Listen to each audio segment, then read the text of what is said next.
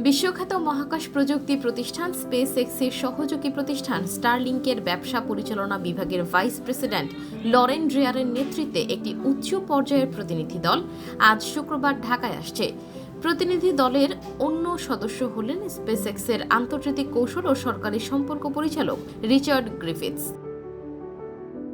প্রতিনিধি দলটি বাংলাদেশ সফরে তথ্য প্রযুক্তি ও যোগাযোগ অবকাঠামো উন্নয়নে স্টারলিংকের সম্ভাব্য বিনিয়োগ ও অংশীদারির দিকগুলো মূল্যায়ন করবেন এবং সরকার ও নীতি নির্ধারকদের সঙ্গে বৈঠক করবেন। পাশাপাশি তারা বাংলাদেশে স্টারলিংকের আনুষ্ঠানিক যাত্রা শুরুর ঘোষণা দেবেন।